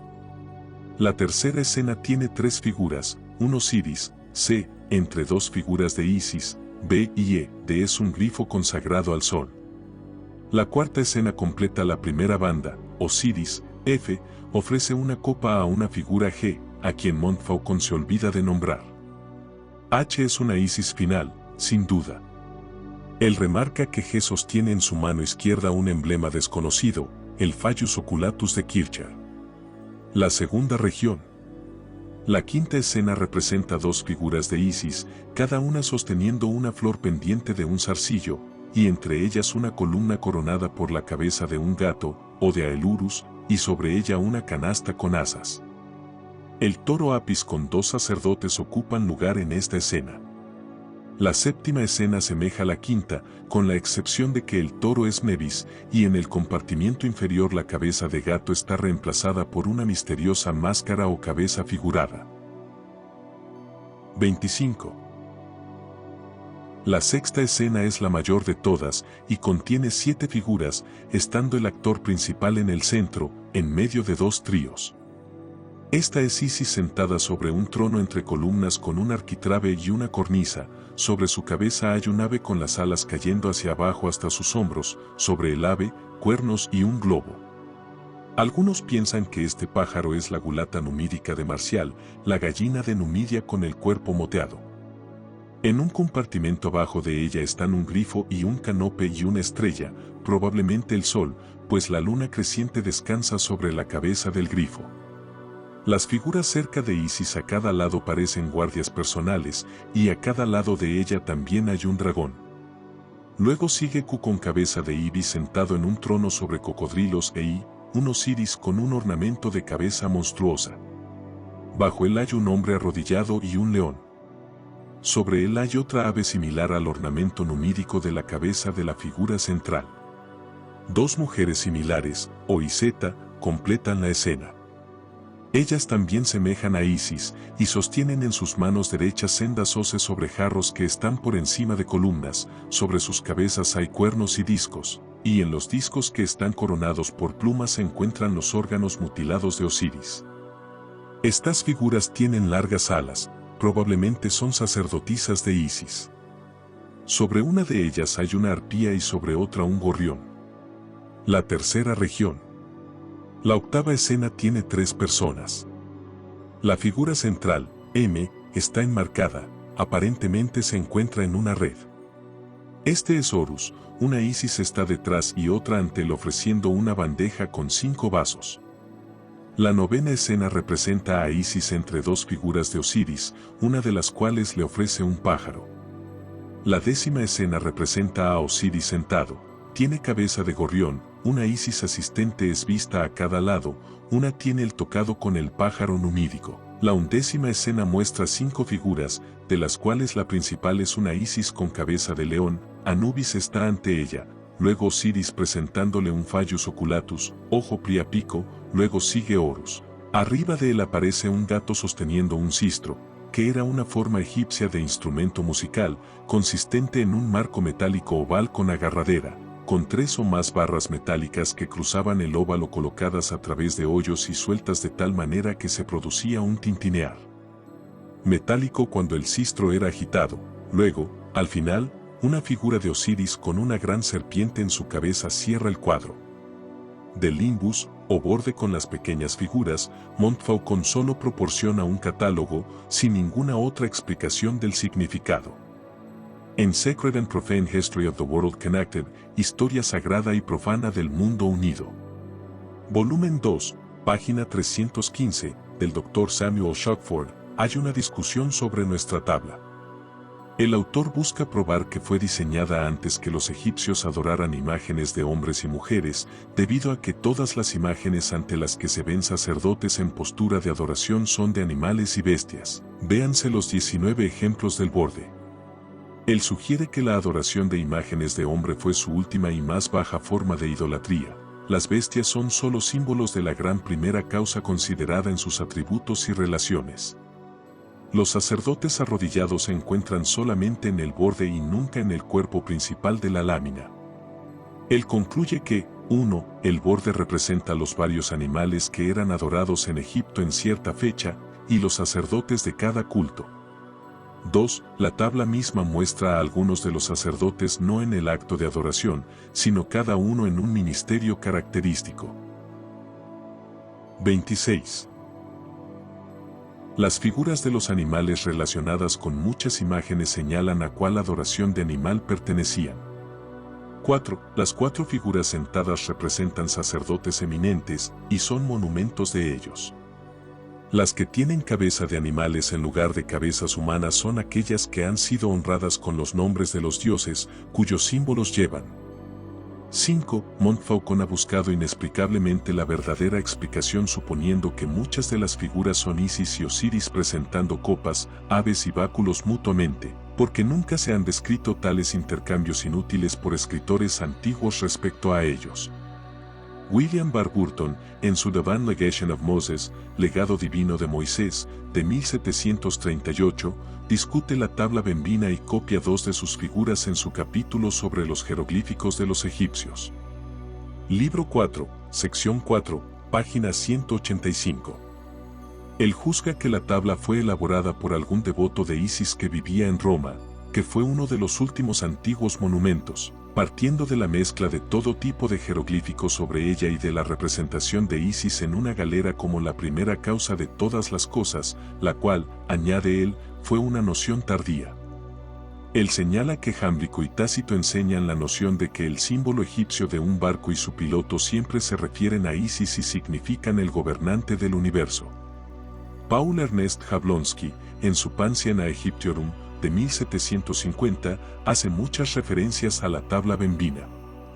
Él considera que la figura central representa a Neit, más que a Isis, en parte porque la figura está sentada, una característica de Neit en particular, de acuerdo con Eustatio, y en parte debido a su tocado, que lleva un escarabajo sobre un globo. También se refiere él a la canícula o pequeño perro bajo su trono, y añade que podría estar más adecuadamente colocada en la mitad de la tablilla. Después de Neit, la Opifex o artífice del mundo, equivale a la Minerva griega en general. Él hace notar que la Termutis o serpiente Uraes, constante compañera de Isis, está colocada a cada lado de la figura central S. Sin embargo, esta Termutis es también un tipo de titrambo, equivalente de la griega Hécate, y comenta la justa cólera de las más altas deidades contra los pecados de los hombres. Jablonski señala a Amón como el carnero y a Harpócrates como el sol renovador, con los pies encerrados en una canasta o red en el solsticio de invierno. También el sacrificio del macho cabrío salvaje en el equinoccio de primavera. Figuras S y M. El par de diseños L, M, N y Z, H, Q son cada uno 2 doncellas de pie a cada lado de lo que es considerado ser el nilómetro, la medida de la subida del Nilo. Noto que en uno de los casos tienen ellas pechos flácidos y vacíos, en los otros, están llenos de leche y prominentes, señalando, en el primer caso, el valle del Nilo en un tiempo estéril, y, en el otro, después de la inundación, fructífero. Otro punto muy interesante en esta relación es el hecho de estar Egipto, el valle del Nilo, mostrado por 2 mujeres en uno de los lados del glifo del Nilo. Compárese este con el hecho de que el nombre bíblico de Egipto es Misraim o Mitzrim, una forma dual de Mtsur, indicando que los 2 bancos del Nilo constituyen el país. Compárese también el dual griego Mesraim, Mesraim. Sotis es también un título de Isis, realmente significaba, en egipcio, Initium Temporis, el principio del tiempo, o registro del tiempo, de allí que haya un periodo zodiaco. La rana sentada sobre una hoja de loto era el símbolo del decrecimiento del Nilo, cuando era dejado mucho lodo valioso para propósitos agrícolas. La palabra Coptarur significa tanto asentamiento de agua como rana. 27. El mismo autor, Jablonski, ha reunido en su opúscula, de 1807, un tratado titulado Specimen of a New Interpretation of the Asiatic Tablet, modelo de una nueva interpretación de la tabla de Isis, y otro llamado Conjecture and Conclusion. Estos son dos ensayos muy eruditos, y no puedo abstenerme de citarlos, aunque difiero de él en muchas de sus conclusiones. Sus referencias a letras en la lámina se relacionan con una edición de Frisius, por eso he tenido ocasión de cambiarlas por la que he usado en mi fotograbado. Él sugiere que la tabla fue diseñada en el tiempo de Caracalla o de los Antoninos, y que es un calendario de las festividades de la religión egipcia, ajustado a las divisiones romanas del año. Algunos egipcios, dice él, la diseñaron en Roma para evitar olvidar el orden establecido de las observaciones de su religión. Parece formar una serie de símbolos señalando el orden de las fiestas de la religión de Egipto. En la región superior, la figura central parece querer representar la subida de la canícula, la estrella del perro, Sotis, marcando el principio del año egipcio, y de hecho la división de la tabla completa marca la división del año en 3 estaciones. Hermes Trismegisto da 3 cuerdas a la lira, como lo señala Diodoro Siculus, invierno, verano y otoño, llamándose su primavera el principio del verano. El primer segmento representaría el reinado de Osiris, el surgimiento del verano; el segundo, el reino de Isis, comenzando en el solsticio de verano y terminando en el equinoccio de otoño. El tercero pertenece a Horus y se extiende hasta el solsticio de invierno, incluyendo el resto del otoño e invierno, hasta la renovación del sol. En Egipto, el primer día del mes de Tot estaba señalado por el surgimiento helíaco de Sirio, la estrella del Can, en Canis Minor. Esto marcaba el principio de su año. Sin embargo, en esta tabla se encuentra de otro modo, estando colocado este hecho en la mitad de la región superior. Los romanos tenían su fiesta del nuevo sol, o el encuentro de Osiris, el 25 de diciembre, que los egipcios guardaron como fiesta en el 11º día de Tibí, o 6 de enero. De ahí parece ser que el diseño tenía el propósito de fijar las fiestas egipcias en el calendario romano, y fue concebido cerca del tiempo de los emperadores Marco Aurelio, Cómodo, o Caracalle, 161 a 216 de DC. En el primer segmento están PSV, con este grupo está simbolizado el equinoccio primaveral o la entrada del sol a Aries.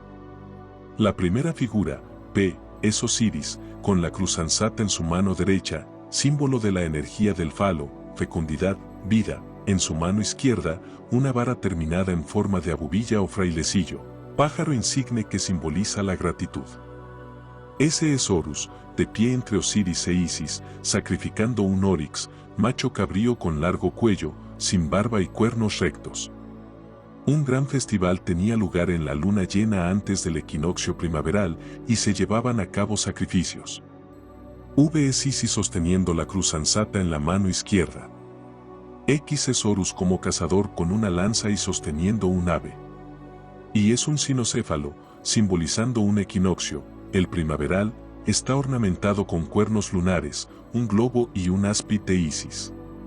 Sobre esto está el carnero de Amón especialmente honrado en Tebas, se refiere a la entrada del sol en Aries. Aquí termina la Specimen of Interpretation de Jablonski.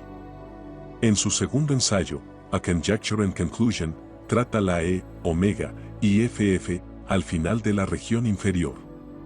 E es Horus recién nacido, u Osiris reencontrado, que llega a lo mismo, está envuelto con los pies juntos y dibujado en tamaño pequeño, de aquí el solsticio invernal. Este nacimiento de Horus es el 28. Mismo hecho del nacimiento de Harpócrates en Tebas, el 6 de Paofi. W Omega es el cinocéfalo o Anubis, el niño con cabeza de perro, guía de Isis en su búsqueda de las partes mutiladas de su esposo, y el descubridor de ellas. FF, la dama con cabeza de león, es una forma de Isis. A esta cabeza le llama también la de Cebos, un animal feroz y cruel. La personalidad mixta significa el sol como cabeza de león y la luna como Isis, la conjunción del sol y la luna. Los antiguos egipcios inventaron y usaron primero varios ciclos o periodos de tiempo que se han vuelto famosos. De estos, uno era el de Apis, ciclo de 25 años, otro era el del Fénix, ciclo de 500 años, pero el más renombrado fue el ciclo de Sotis, de 1460 años. Este comenzó cuando el primer día del mes Tot, o Taut, coincidió con la subida helíaca de Sirio, o Sotis, la canícula o estrella del Can, en la constelación del Can Menor. Tal ciclo comenzó en 2782 ADC. Otro en 1322 ADC, la fecha del comienzo del reinado del faraón Ramsés o Meneptah, y finalizó en el 138 DDC. Entre los antiguos egipcios, las estaciones no siempre coincidían con los mismos periodos mensuales, ya que el número de los días era lunar. Sus años consistían en 12 meses lunares, a los que añadían 5 días intercalados, los festivales de Esiri u Osiris, Set o Tifón, Gis o Isis y Neti, o Neftis. En la actualidad, la inundación anual comienza cerca de fines de junio, y se encuentra en su punto culminante a finales de septiembre. El conde Caylus, en su Recueil de Antiquités, volumen 7, señala: este monumento no parece pertenecer tan lejos en la historia egipcia como los faraones bíblicos.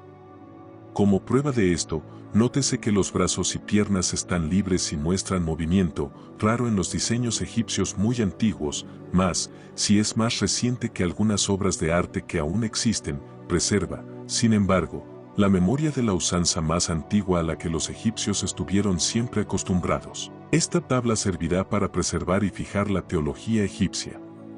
Él señala que todas las figuras están dibujadas con la cara de perfil, que si los diseños no son elegantes y están bien proporcionados, y que todos son personas adultas, excepto el hijo Horus. La gran distinción entre las figuras marcada por los diversos tocados es notable porque, debido al calor del clima, era necesaria una vestidura simple, y por ello no era posible hacer las distinciones de rango por medio del vestuario. El uso de bastones especiales y cetros, como se ven en la tablilla, lo llevaron a creer que el uso de ellos surgió en Egipto. Todas las figuras sentadas son probablemente divinidades, ya sea inferiores o superiores, pues si un sacerdote se dibujaba sentado, no llevaba tocado especial. Comenzando por el centro, grupo 1, se encuentra Isis sentada sobre un trono, bajo un canope. Las serpientes en ambos lados de ella son del tipo llamado Nacer tebana u Ophilinus, o serpientes voladoras, no son venenosas, probablemente sean macho y hembra. Delante y detrás de Isis se encuentran tríos de figuras, cada tríada es una deidad inferior, o monumento de alguna nobleza entre otras dos figuras.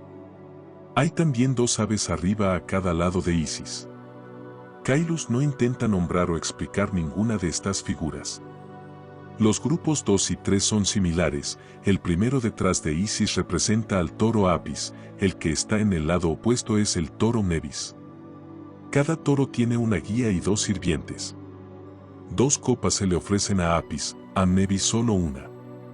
Apis está señalado con una luna sobre el lomo y tiene un collar simbólico, y entre los cuernos un disco con una marca. Nebis tiene 2. Apis es el toro lunar y Nebis el solar. Bajo estos dos toros hay otros diseños similares. Estos consisten en 2 mujeres, una a cada lado de una elevación, por lo menos. 29. Tienen senos femeninos, pero son como hombres en estatura y vestido. Arriba de la estatua elevada en el arreglo, hay en cada caso una cabeza y una cara, muy notables por ser las únicas en toda la tabla que no están de perfil. A la figura barbada se le llama el Dionisio o Baco egipcio, la cabeza femenina no es nombrada. Caylus duda de que los ornamentos centrales sean hilómetros y señala que no son iguales en el número de marcas, teniendo el uno 24 y el otro solo 19. En el primer segmento, P, S y V forman un cuarto grupo, ocupado en el sacrificio de un macho cabrío, o gacela. El sacerdote matando al animal es visto por el tocado que pertenece al culto de I, la deidad sentada de frente a la Jinx central. V es una sacerdotisa, no una deidad, y P es un soldado o guardia, llevando en la cabeza el mismo tocado de la deidad sentada con cabeza de Ibis. Q. El altar M es peculiar y requiere de estudio aparte. El quinto grupo, X, Z y A, señala el culto del carnero y del perro y el carnero es un emblema de Júpiter Amón.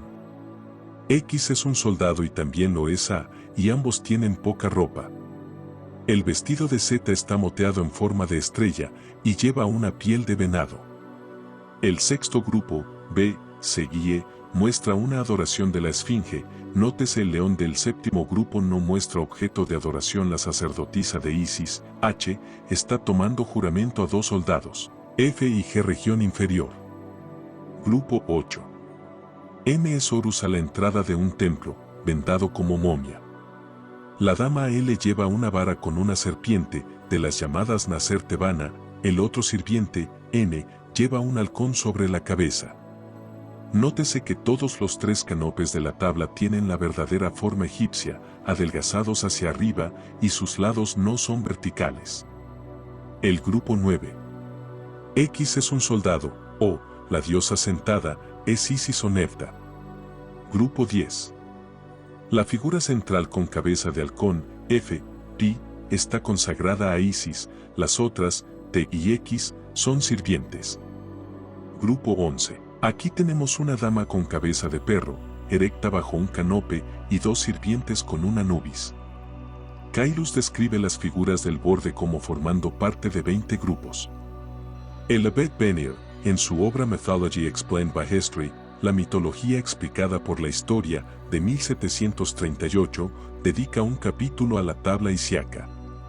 Él resume los puntos de vista de Pignorius, Kircher y Chiflet, y añade que a él le parece una tabla votiva que algunos adoradores han consagrado a Isis en pago de algún éxito o favor atribuido a la diosa. Representa tres formas de ofrendas a Isis: animales, plantas y libaciones, variedades de las cuales tal vez el mismo adorador haya hecho uso.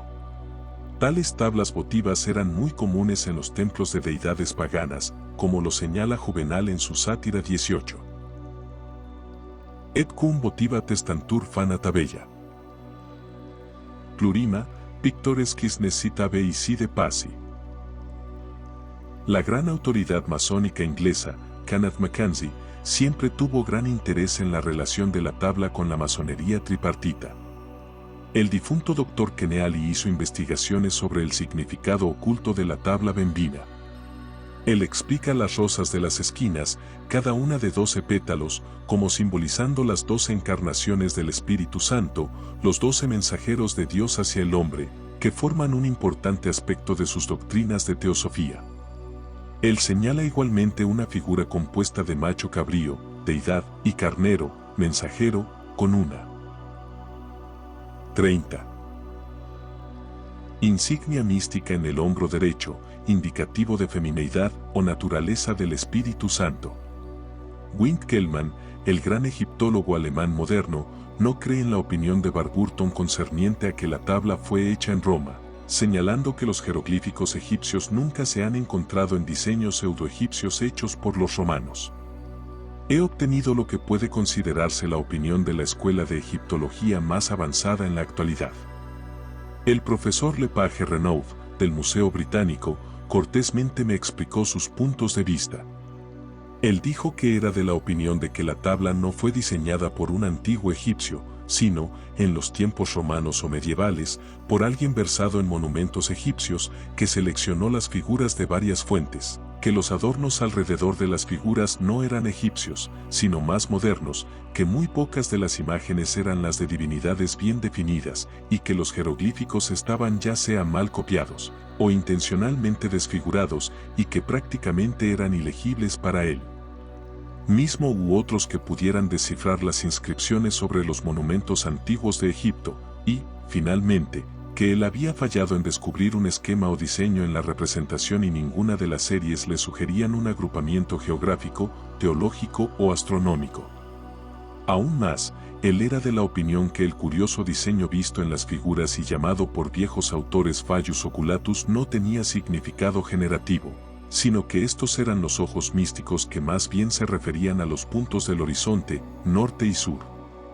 Otros científicos modernos consideran que estos ojos derecho e izquierdo tipifican el sol y la luna.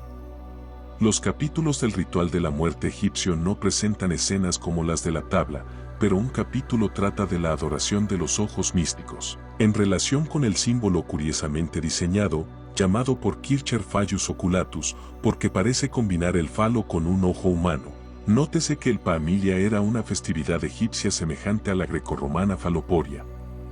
Algunas autoridades la relacionan con la adoración de Osiris, debido a su falo mutilado. Otros, objetando que Osiris no era un dios fálico, relacionan el festival con Kem. De cualquier manera, era en estas festividades que este símbolo era honrado especialmente. Tal es el pequeño resumen de las opiniones de los eruditos que han sido dedicadas con especial atención a nuestra tabla. La extrema divergencia de estos puntos de vista y otras consideraciones me han llevado a concluir que esta tabla no fue hecha con la intención de servir a un servicio público, sino que, por su diseño e intrínsecamente, carece de significado para el egipcio ordinario o adorador de Isis, ya sea en Grecia, Roma o los bancos del Nilo. El diseñador arregló sus figuras y sus símbolos para un propósito esotérico, sin lugar a dudas era él un sacerdote del culto de Isis, y felizmente triunfó en encarnar sus ideales religiosos, cosmogónicos y astronómicos en una forma que ha venido a ser verdaderamente un secreto masónico, un tropiezo para el iniciado. Es un absurdo suponer que cualquier hombre capaz de diseñar semejante tabla, sobre la cual inmensa energía, investigación y conocimiento hubieron de ser invertidos, por no mencionar la habilidad mostrada para ejecutarla, hubiera desperdiciado sus habilidades en representar un gigantesco engaño, pues eso, supongo, es lo que algunos escritores modernos quieren decir cuando la llaman una falsificación. Una falsificación es una imitación engañosa.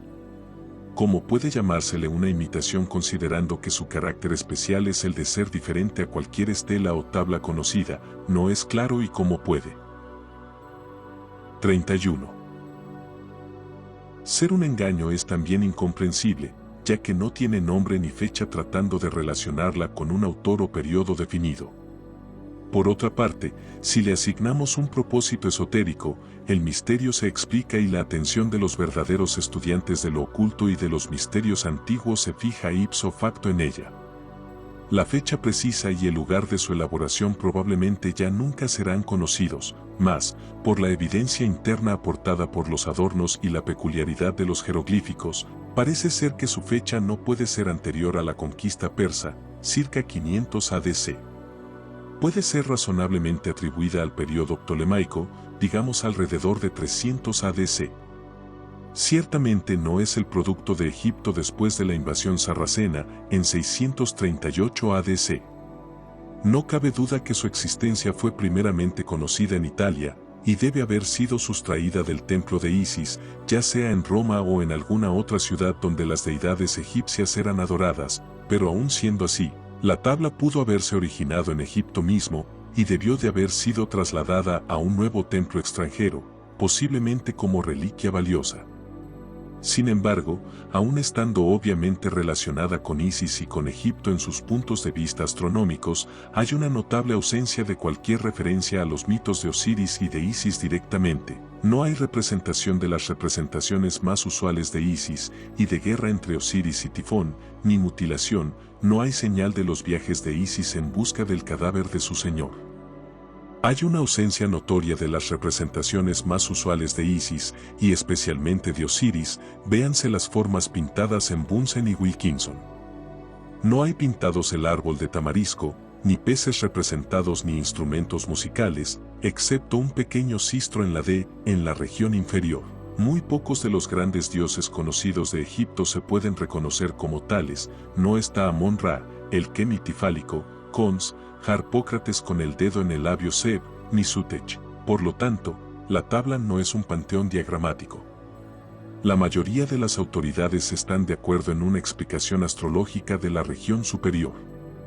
La región media exhibe un numen supremo, divinidad rodeada por otras 6 figuras. Esto hace referencia al antiquísimo corpus de las deidades de los 7 planetas y a los 7 sefirotes inferiores. Luego, a cada lado están las figuras nilóticas. La primera, la inundación del Nilo, pasiva; la otra, el rompimiento a la fecundidad; sobre estas, los toros solares.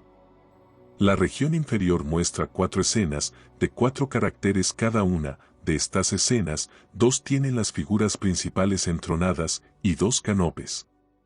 El borde exhibe una serie de actos de adoración y deidades tutelares.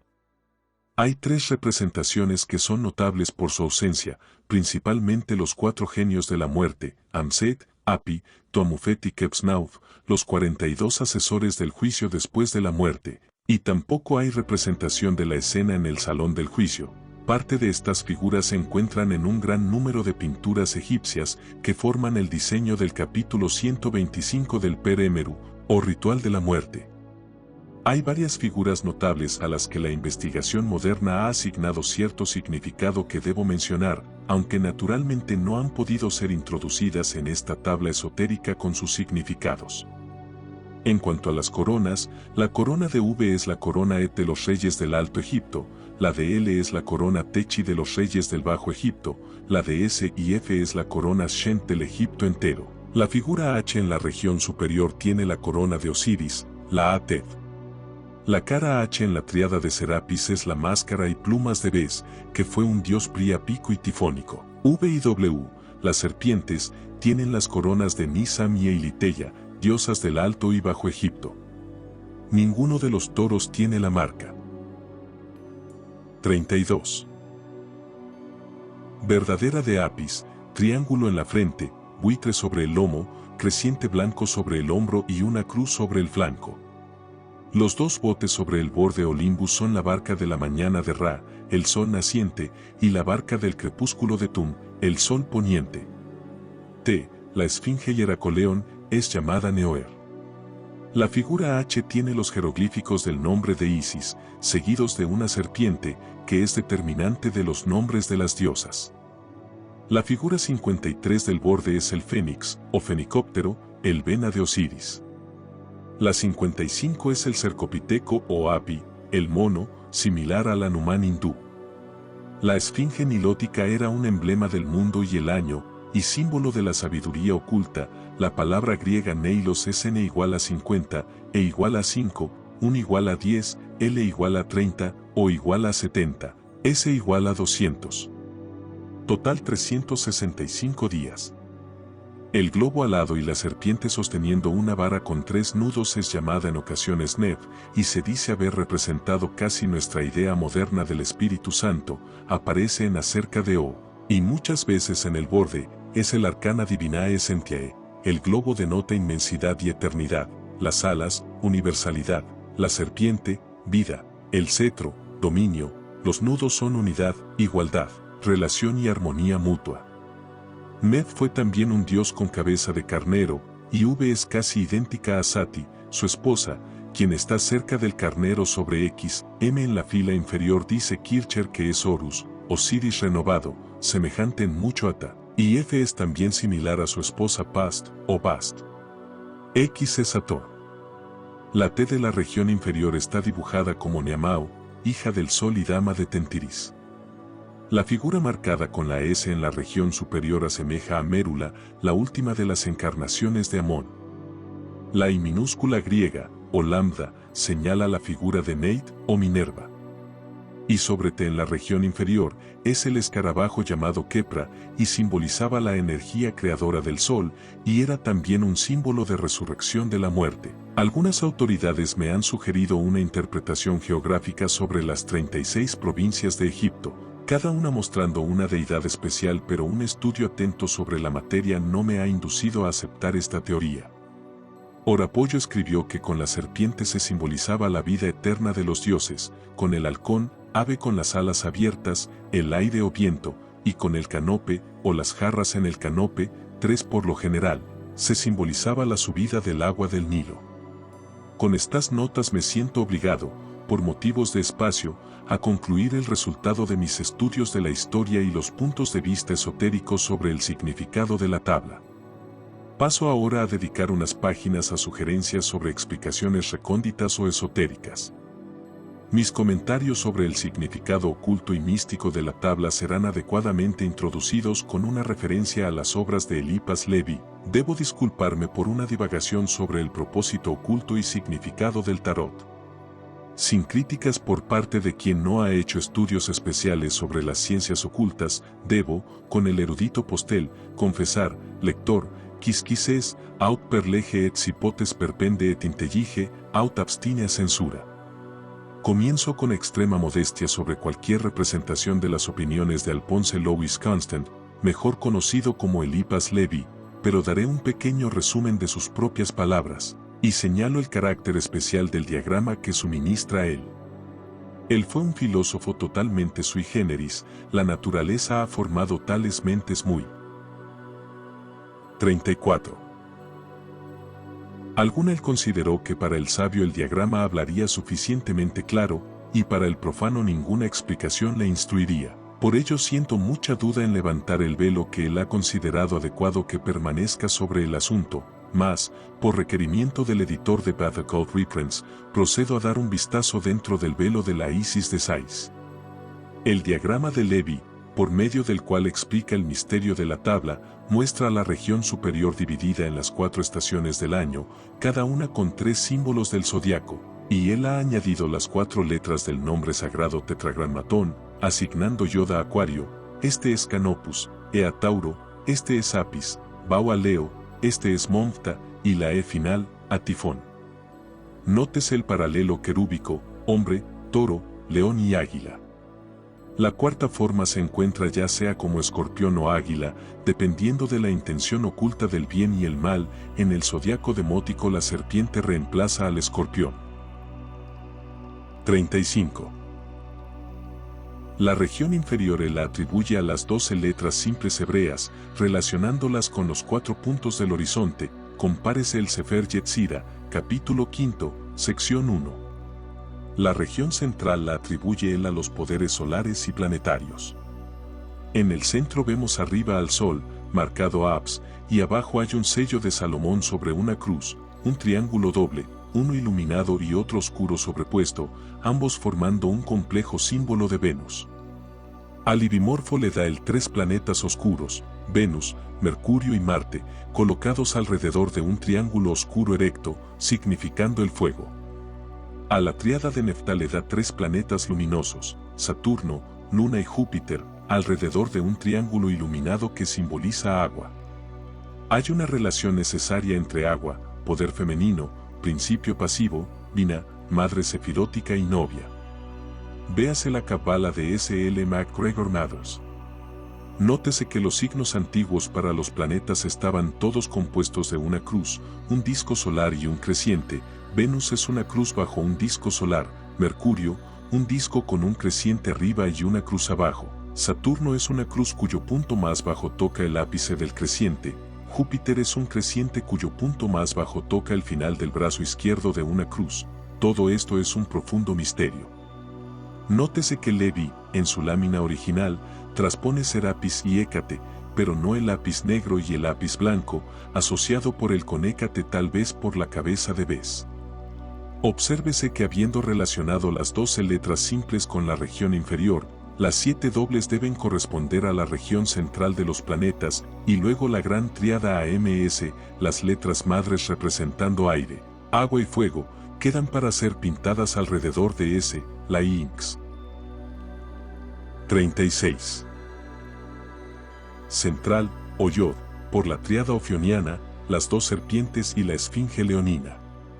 La palabra OPS de Levi en el centro es la Abs latina, Terra, genio de la tierra, y la Abs griega, Rea, o Cubele, Cibeles, con frecuencia pintada como diosa sentada en un carro jalado por leones. Está coronada con torrecillas y sostiene una llave. El toro Apis era la imagen del sol sobre la tierra, y Serapis era el toro solar, deificado después de la muerte. Serapis es una forma corta de Osiris Apis. La tabla isiaca es, escribe Levi, una clave para el antiguo libro de Tot, que ha sobrevivido al paso de los siglos y está representado para nosotros en el todavía comparativamente antiguo mazo de las cartas del tarot.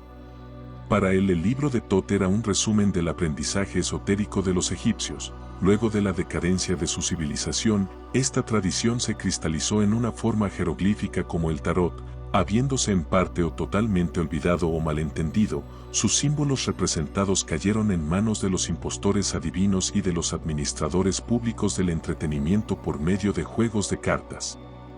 El tarot moderno o mazo de cartas Tarocchi consta de 78 cartas, de las cuales 22 forman un grupo especial de triunfos de diseño pictórico. Las otras 56 están compuestas por 4 series de 10 números y 4 cartas de la corte, rey, reina, caballero y sota o criado. Las series son espadas, militarismo, copas, sacerdocio, bastos o tréboles, agricultura, y diamantes u oros, comercio. Nuestro interés está en los 22 triunfos. Estos forman la característica especial del mazo y son la línea de descendencia de los jeroglíficos del tarot. Estos 22 corresponden a las letras del alfabeto hebreo y de otros alfabetos sagrados, que caen naturalmente en 3 clases de un trío de madres, un septenario de dobles y un dodenario de letras simples. También se les considera una tríada de septenarios y una aparte, un sistema de iniciación y un no iniciado. Estos triunfos son llamados: 1. El mago. 2. La sacerdotisa, Papa Juana.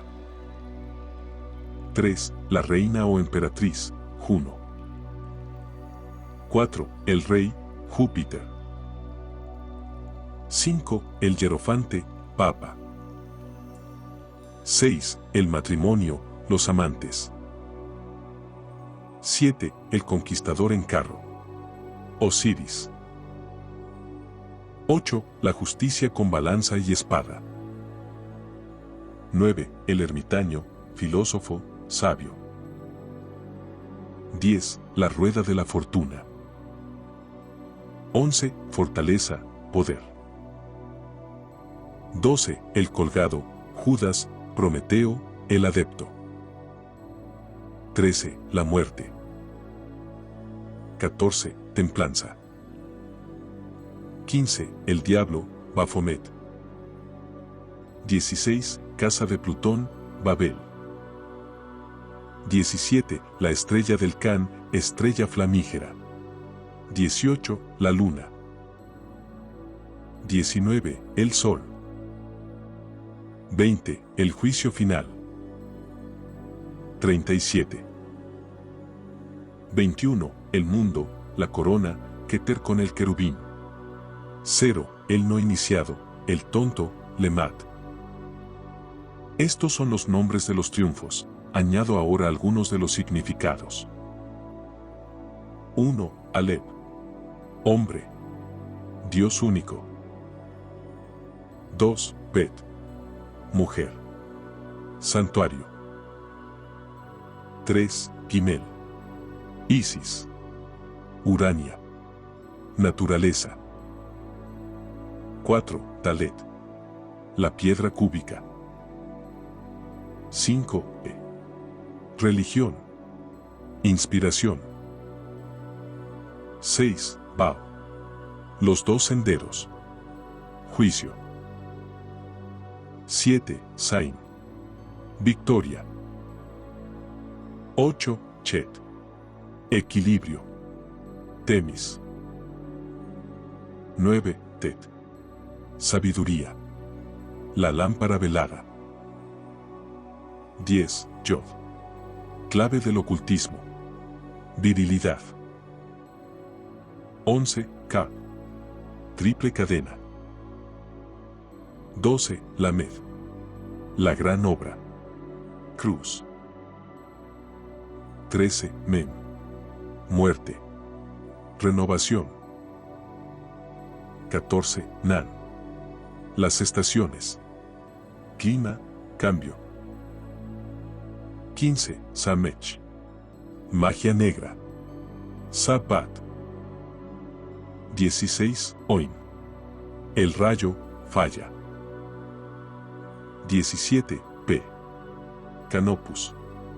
Sirio. Astrología. 18. Sadi. Magnetismo. Luz. 19. Sof. La piedra. Oro. 20. Res. Vegetales. Medicina. 0. Tao. El microcosmos. Pan. Ciertas cartas del mazo del tarot tienen también nombres especiales. El 3 de oros era Osiris, el 3 de copas, Isis, el 2 de copas, Apis, el 9 de oros, Hermes, el as de bastos, la serpiente, Apophis, el as de oros, el sol, Apolo. Es necesario ver y estudiar un mazo de cartas del tarot de las más antiguas para apreciar el carácter esencialmente egipcio de su simbolismo. Los dogmas del Sefer Yetzirah forman también un tarot perfecto. Las tres madres, que son 2, Aleph, aire, el firmamento, el Espíritu Santo. La respiración humana, el pecho. 13, Men, agua, la tierra, el abdomen, la matriz. 21, Sin, fuego, el cielo de las estrellas y soles, el cerebro, la cabeza. Esto está representado por el centro de la tabla de Isis. Las 7 dobles que corresponden a los planetas y la parte media de la tabla, 2, Bet, luna, naturaleza, 3, Gimel, Marte, fuerza, 4, Dalet, sol, fertilidad, 11, Cap, Venus, generación, 17, P, Mercurio, sabiduría, 20, Resh, Saturno, paz, 22, Uo, Tau, Júpiter, belleza, y las 12 simples, que corresponden a los signos del zodiaco y a la región superior de la tabla isiaca. 5. Aries. Voz.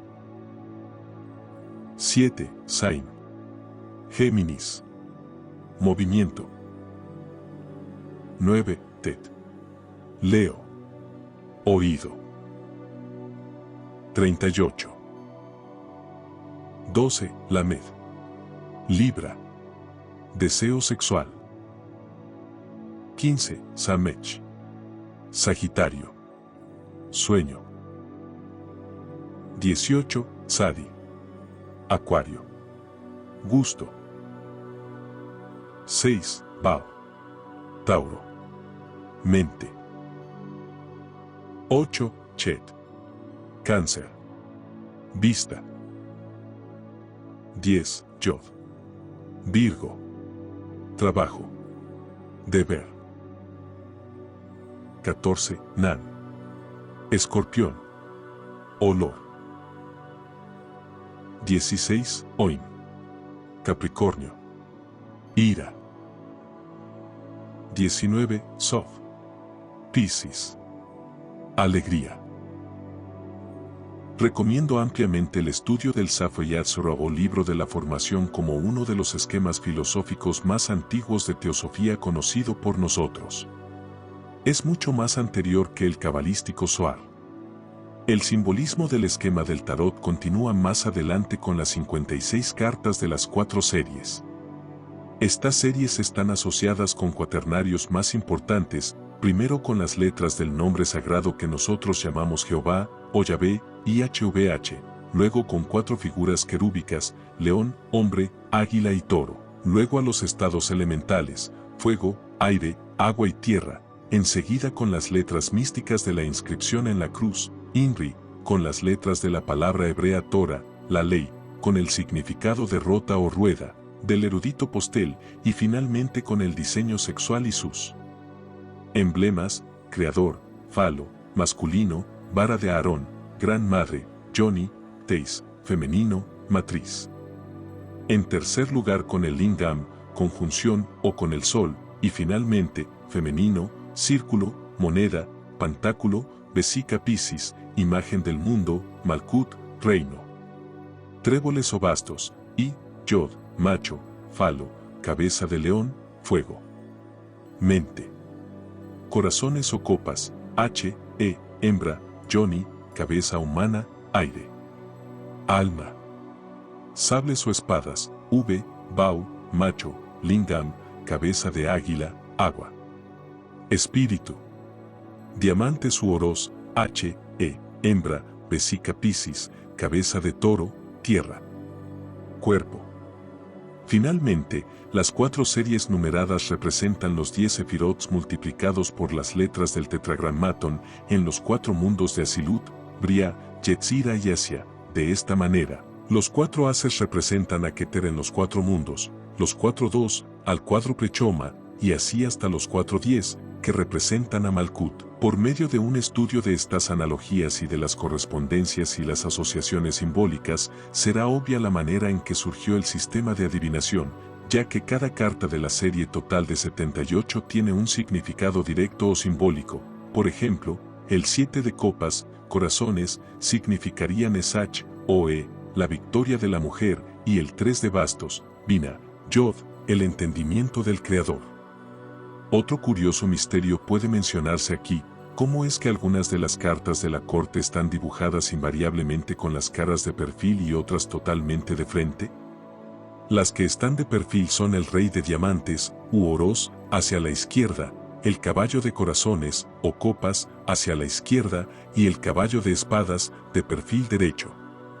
Topamos aquí con uno de los dogmas más ocultos de la Cábala, pues el macroprosopus siempre está diseñado como un perfil derecho, mientras que el microprosopus está dibujado o representado de cara completa. Él es la Bau del tetragramaton. La figura de la Tanari hindú generalmente se representa sosteniendo 39.